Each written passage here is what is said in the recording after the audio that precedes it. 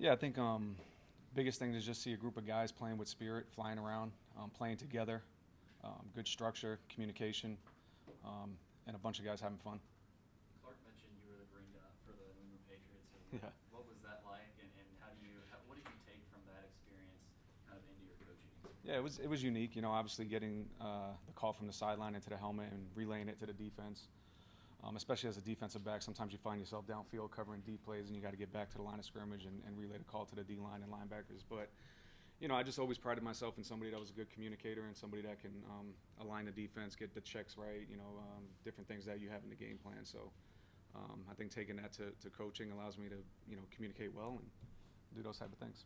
Clark said you might be a little bit more of a risk taker than he is. Could you elaborate on that? I don't know about a risk taker. I just think, strategically finding places to utilize pressure and different things like that will be obviously something that, I'm interested in, and it's been a part of my career. But all of that stuff goes into a game plan. We'll find the places that we need to do certain things in order to execute and utilize our strengths against the opponent's weaknesses. How has the depth on defense improved this year from where it was last year? Yeah, I think drastically. I think, especially up front. We've added a lot of guys to the defensive front, especially in the interior defensive line. But really across the board, we have a lot of players that can go in and play for us and execute at a high level. So we're happy with our depth. We got to stay healthy and just keep getting those guys reps and keep getting guys better. Is it like the give and take with Clark, given that he's had the reins Mm-hmm. for so long, now he's kind of given the keys to you? Yeah. Well, we worked really well together last year as well. I mean, we were side by side all the time, coming up with game plans and different things within the structure of our defense, and things won't change. I mean, he's a defensive-minded guy. He's a smart football coach. I'll lean on him at times, and we'll have some really good stuff to conversate about on how we're going to run things. How do you view your role, kind of generally speaking, in taking over the defense and becoming the lead signal caller? And do you have experience like calling that? Yeah, I mean, it was alluded to a little bit. I was calling it at the end of the last year, so it's not something that's I think extremely difficult for me. I mean, from my playing days and having a green dot and being a communicator as a player and transition into the coaching world, it's just something I'm comfortable with. And we'll know the game plan. We'll kind of understand what calls want to be called in certain situations. We'll have to in-game adjust based on what the opponent's showing, and I think it'll be smooth. When you self-scout the games that you called last year, what did you see that you want to improve? What did you like about what you did as well? Yeah, I think there were some good things. I mean, obviously, anytime you call a football game, like there's going to be moments of the game that you want a certain call back, or maybe would have done something different. Hindsight's always 20/20. You just got to trust what you're doing in the moment. And at the end of the day, to be honest with you, I mean, it's a player's game. They got to go out and execute, and they can make a bad call look really good, and they can also make a good call look really bad. So we have trust in the fact that our players will go out and play a certain style of football and go execute the calls that are given. And I'll do my best to put them in the perfect situation that I can, and we just live with it. Coach, how important is Randy Fontenot to this defense, and where have you seen his game grow from last year? Yeah, he's extremely important. I think the biggest growth I've seen from him is just his ability to lead and be a communicator on the field. He's getting guys lined up. He's doing a lot of different things. He wears a lot of different hats. I mean, he plays a lot of different positions for us, and he's embraced that. And his understanding of the overall scheme and what other players are doing on the field around him has really grown. What's Bob Shoop bring to your defensive coach? Yeah, Bob's been great. I mean, wealth of experience, knowledge of the game, schematics, and things like that. Giving me little tidbits about things that he went through, his process as a play caller. So it's been good to have him around. Clark said this is the best team he's coached since he's been the head coach here. Just how do you feel like the defense factors into that? Do you feel like it's markedly better than last year in some ways? Yeah, I think so. I think we're more talented. Obviously, we've made a lot of gains. I think Coach alluded to it earlier, just in the strength and conditioning area. We're a little bit bigger, faster, stronger than probably we were a year ago. And we have a lot of talented football players. It's hard to compare one year to the next. Every team is different. They're always changing. We'll focus on the guys that we have and what we can do this year and just attack it one day at a time. Between Langston, Ryan, Nick, and Rice, there's a lot of production, a lot of experience from that linebacker room. How do you kind of see that room specifically shaping the identity of the defense and kind of the team in general? Yeah, I don't think it's one specific room that's going to shape the identity of the defense. I think it's going to start up front with our D line. It's going to trickle to the linebackers and obviously out to the safeties and corners and stuff like that. We have to be physical in the front. We have to play with great technique. We have to get knock back and reset the line of scrimmage. And then our linebacking group, it's a deep group. We have a lot of good football players there that can make plays, and those guys will go out and they play for each other, and they got to go out and execute. Coach Rice mentioned the safety room may not be as experienced as you were last year, but Mhm. more athletic. Does that allow you to do more things that maybe you weren't able or wanted to do last year? Yeah, probably. I mean, anytime you get more athletic at a position, especially in the secondary, that's going to allow you to do some things that maybe you couldn't do in years past. Again, that room has some athletic players, young, talented players, guys that can do multiple things, guys that are good blitzers, guys that are good in coverage, guys that can play the deep part of the field. And we'll utilize all of those guys in the best way that we can to try to help us win. How nice is it to see Marlon's face every day after missing last season? Yeah, it's great. I mean, getting those guys back that have been hurt and going through some different things, it's great to see them out on the field and having fun and contributing and becoming a part of what we're going to do defensively. With being more being more athletic in the secondary, does that allow you to be more aggressive? Is that part of the appeal there too? Sometimes in certain situations, yeah. I mean, we'll have a good balance of being aggressive and making sure we take our shots when we need to, but also playing structured defense. And at the end of the day, that's really what it's about: having 11 guys on the field on the same page, and regardless of what the call is or how aggressive you are, just those guys knowing what their job is and how to execute it. In practice, what makes this offense difficult to stop? Yeah, I think I'm tired of practicing against Tim and those guys. I mean, they do a lot of multiple things. I mean, obviously with the triple option stuff and the different ways that they utilize formations and shifts and motions, it makes it extremely complicated. You have to be assignment sound, and you have to understand exactly where the structure is of the defense and how you fit within the puzzle. And they challenge you at times doing that, but it's good because it helps us think about football on a higher level and understand what the exact X's and O's are in each call. Martell playing both sides, what were those conversations like going back to those with him, and I guess what was your role in those? Yeah. And then what does that look like for him in terms of like how you coach him defensively? I would assume it doesn't change a whole lot. Yeah, no, we just got to balance out, when he's with the offense, when he's with the defense, how we structure meetings and how we structure, his time on the field. My role in that was like, I want him on defense 100% of the time, but he's a good player, man. He'll be able to do a lot of different things for us on both sides of the ball. Obviously, what he does in the punt return game and things like that are dynamic as well. We're just trying to navigate it as we go and make sure that he's dialed into the things that we're doing defensively as they are offensively as well. Behind Martell, who do you see kind of stepping up in that cornerback room? Yeah, I think we have a lot of guys that can play. I mean, between Colby Taylor, KT, Jordan Matthews came in. He got banged up a little bit. He's missed a little bit of time. Marlon, Lackey, Caden Daniels is a young guy. Mark Davis is back and playing well. So I feel like we have a lot of guys that can go out and play at a high level, and that gives you a lot of comfort as a play caller and as a coach, that you can have multiple guys in a game and still feel like your call sheet is available to you. In terms of senior leadership, who on this team and this defense in particular really stepped up so far? Can you say that one more time? In terms of senior leadership Mhm. on this team, who has stepped up on the defense in particular?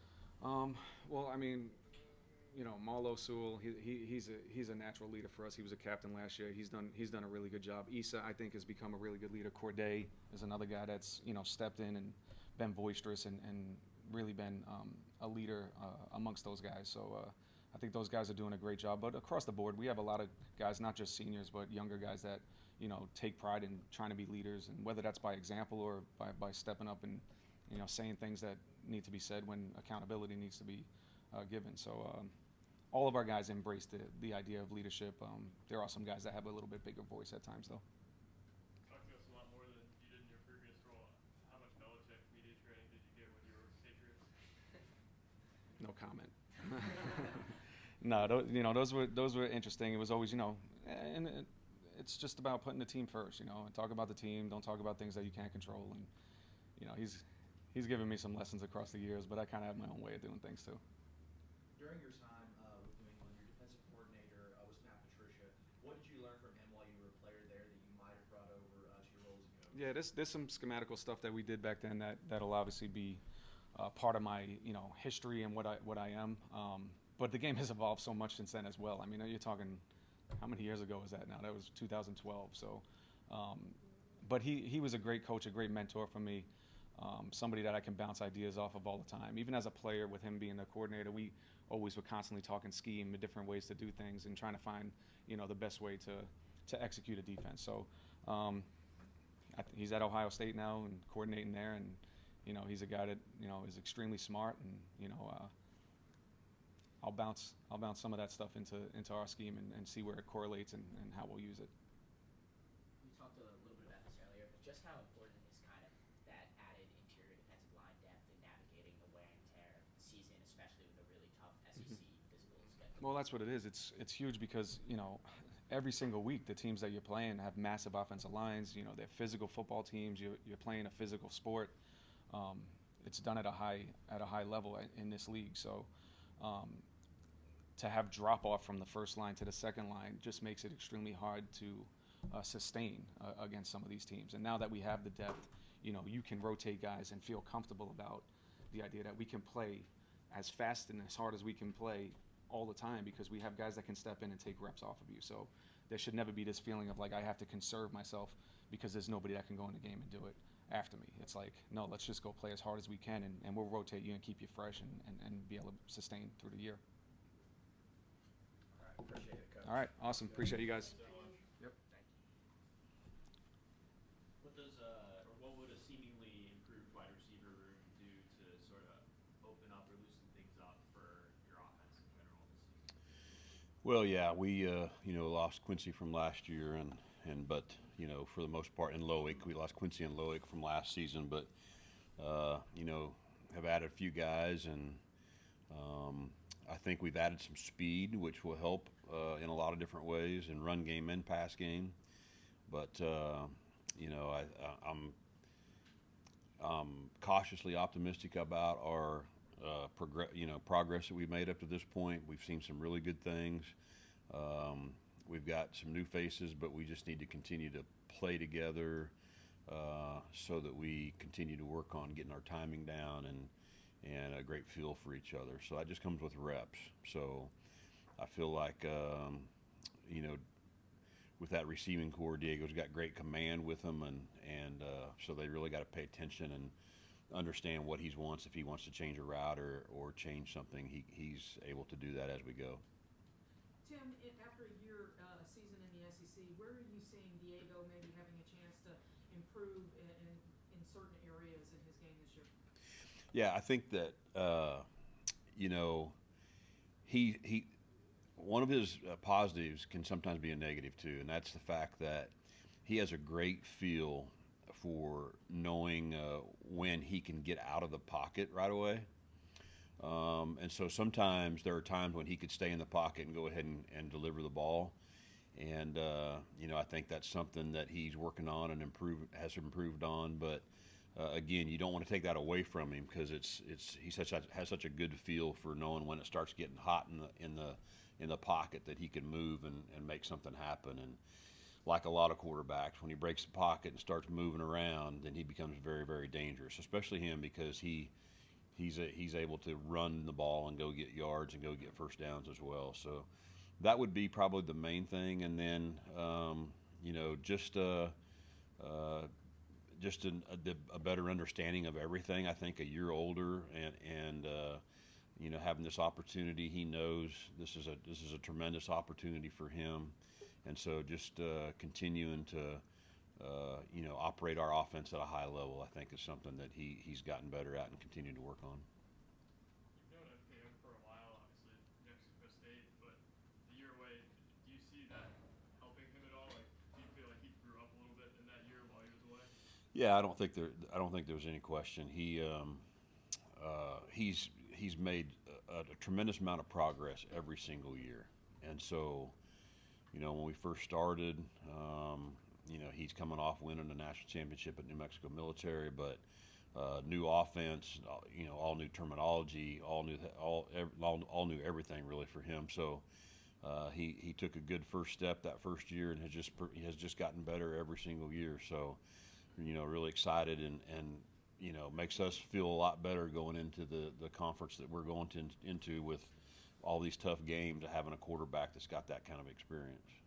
On that same note, with Trent in the receiver room, what Yeah. can he add to this offense? So Trent became really effective for us at New Mexico State in the red zone. And so Trent's a guy that's a little bit longer, He's got good speed. He does a great job of getting released. He knows how to stack corners and give the quarterback some room. So he and Diego have a good connection.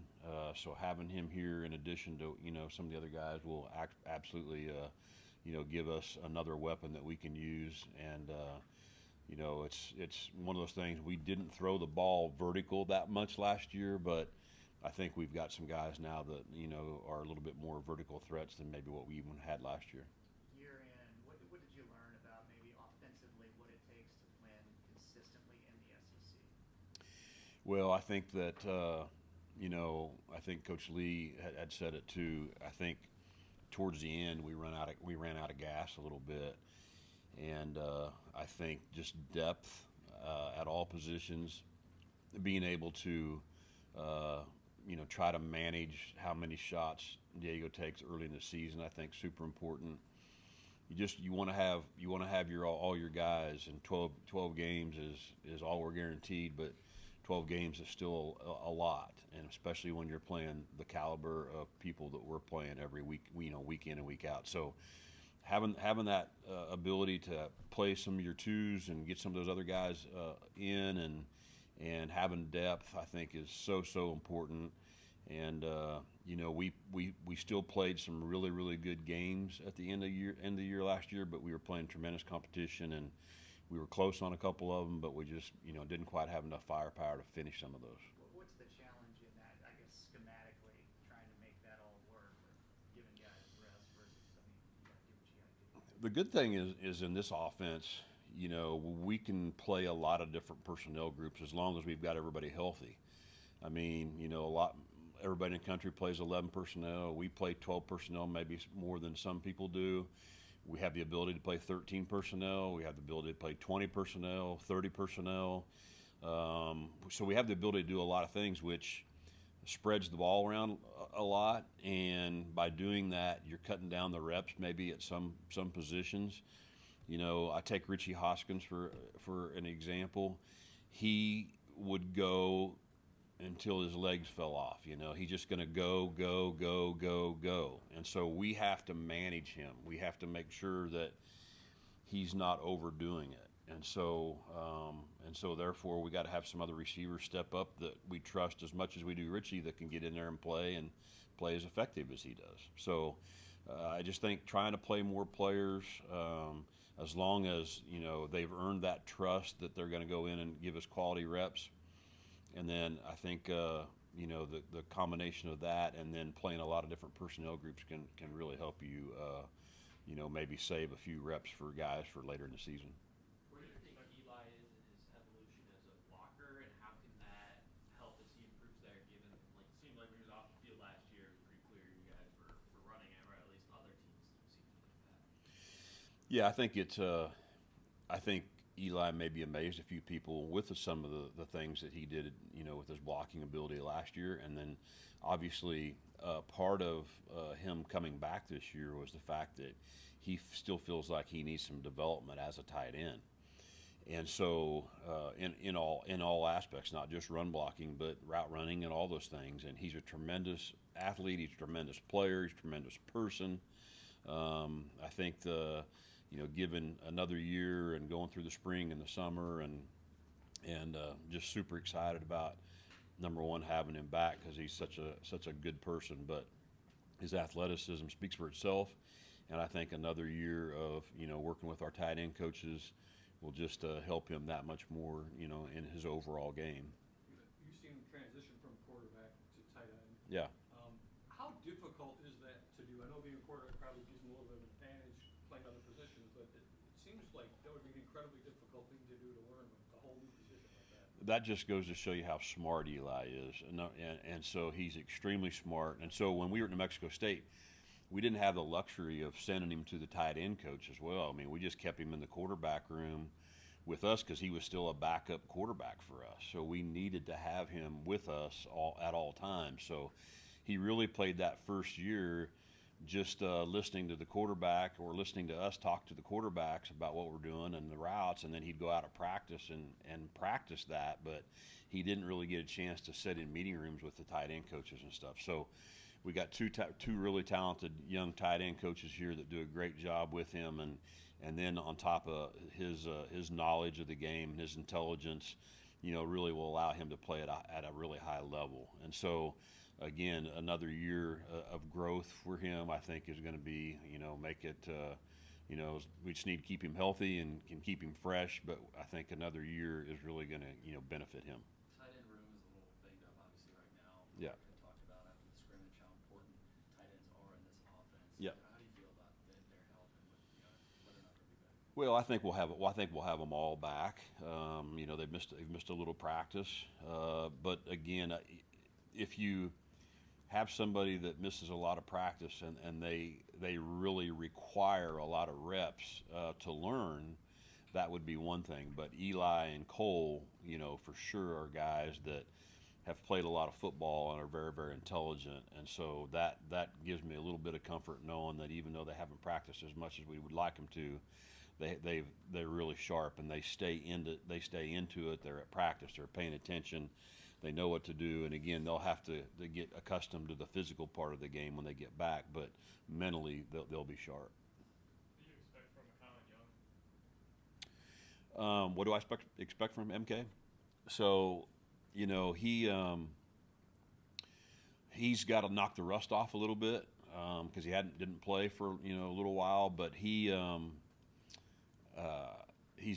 really good player. When we were at New Mexico State, he was really our fourth string running back. And at the end of the Auburn game, when we needed to run the clock out, we handed it to him several times. So that just kind of shows you our trust in him. He's tough. He's physical. He'll block. He can make you miss. He can run around you. He can stiff arm you. He can jump over you. He can do a lot of different things. And so he and Seti will be a great 1-2 punch. And they're both great kids. They both care for each other. They understand what it takes to win, and so MK has been a tremendous addition to our running back room. Is there anything different about him, maybe even like personally, after the year away? I just think that he's continuing to grow up as a person, and he's a father now, and he takes all that very, very serious, and he has a beautiful daughter. I think that he's a great teammate, and all the kids love him, and he's really meshed well with coming here, especially in our running back room, but especially our whole team as well. Everybody seems to like him and knows that he's all business when the ball's snapped and he goes, but he's a great young Christian young man that has really fit in well here. All right, appreciate it, Coach. Thank you. All right. Yep.